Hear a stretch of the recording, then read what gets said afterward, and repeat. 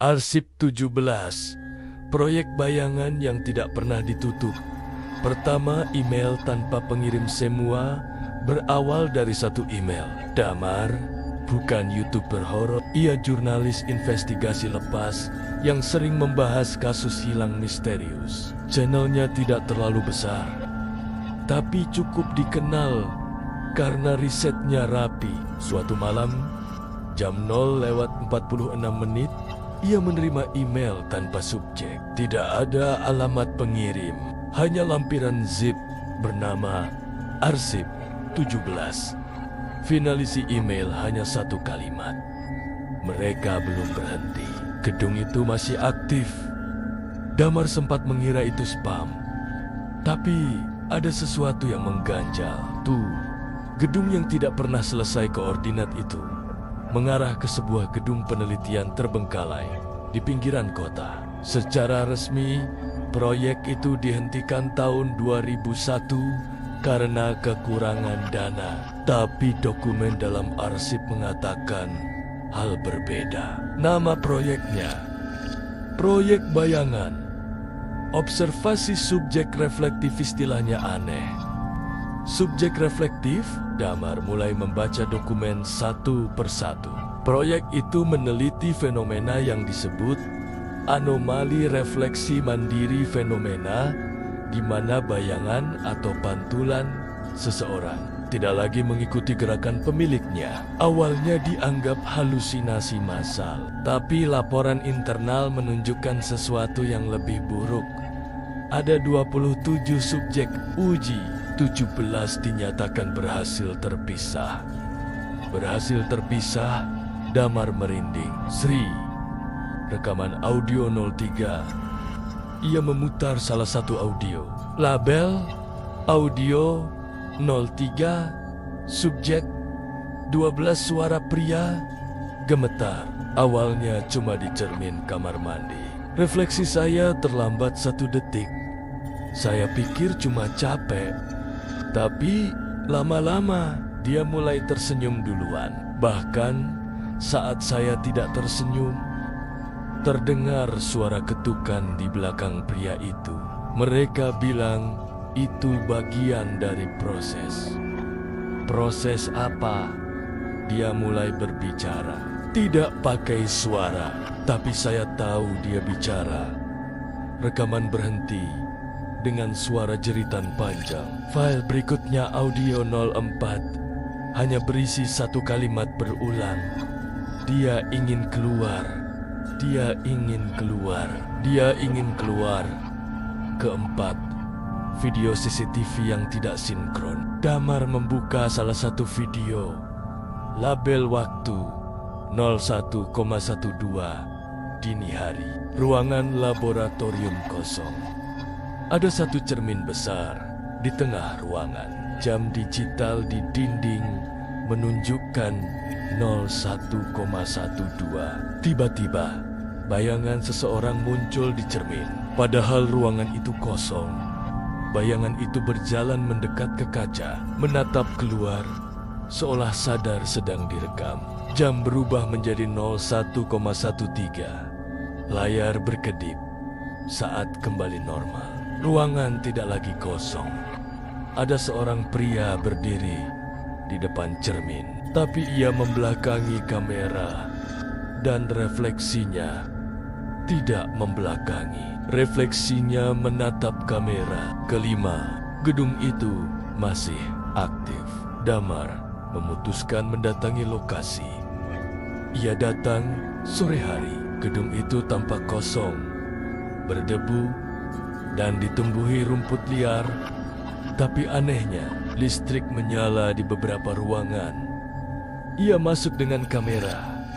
Lorong-lorong panjang, pintu laboratorium bertuliskan angka Romawi.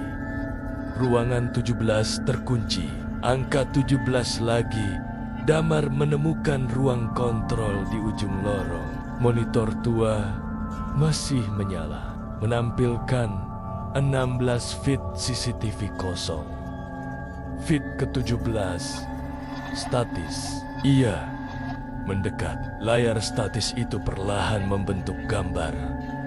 ruangan, cermin besar, jam digital menunjukkan 01,12. Padahal saat itu baru jam 21:34 malam. Kenapa jamnya beda? Lalu ia menyadari feed itu bukan rekaman lama, itu live. Keenam, subjek ke-17 dokumen terakhir dalam arsip menyebutkan subjek ke-17 adalah satu-satunya yang stabil. Stabil bukan berarti aman, tapi berarti refleksinya sepenuhnya terpisah dan bisa bertahan di luar medium reflektif selama 60 detik. Mereka ingin memperpanjang durasinya, tapi eksperimen dihentikan secara resmi.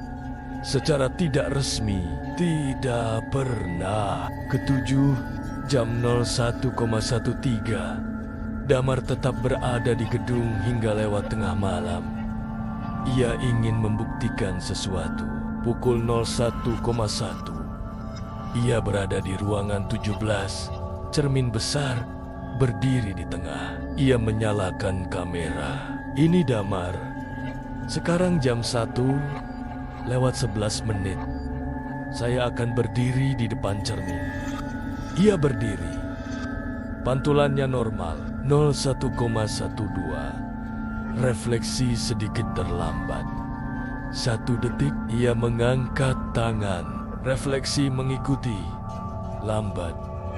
Jantung Damar mulai berpacu. 01,13.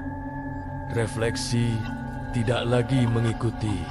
Ia tetap diam, menatap Damar. Lalu refleksi itu tersenyum. Damar tidak. Ini nggak mungkin. Refleksi mengangkat tangan, menyentuh permukaan kaca. Dan permukaan itu beriak seperti air. Refleksi melangkah keluar dari cermin. Berdiri tepat di hadapannya. Persis wajahnya, tapi lebih pucat, lebih tenang. "Terima kasih sudah datang," kata refleksi itu. Suaranya sama. "Proyek ini butuh pengganti." Damar mundur. "Pengganti apa?" "Tubuh dunia ini lebih nyaman." Refleksi itu menyentuh dada Damar. Tubuhnya terasa berat. Kakinya tak bisa bergerak. Dari balik cermin, bayangan-bayangan lain terlihat. Belasan wajah menunggu. Kedelapan, arsip terakhir. Kamera yang dibawa Damar jatuh ke lantai, tapi masih merekam. Terlihat Damar berdiri diam. Matanya kosong. Senyumnya perlahan melebar. Refleksi itu sudah tidak ada. Cermin kembali normal. Jam digital menunjukkan 01,14.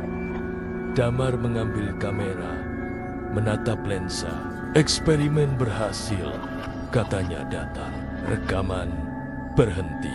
9. Sekarang video itu diunggah ke channel Damar 2 hari kemudian. Judulnya Arsip 17. Mereka tidak pernah berhenti semua. Orang mengira itu konten terbaiknya. Analisisnya detail, visualnya realistis. Subscriber melonjak drastis. Tapi satu hal yang tidak banyak orang sadari dalam. Setiap video terbaru Damar, pantulannya tidak selalu sinkron. Kadang tersenyum lebih dulu. Kadang menoleh lebih dulu.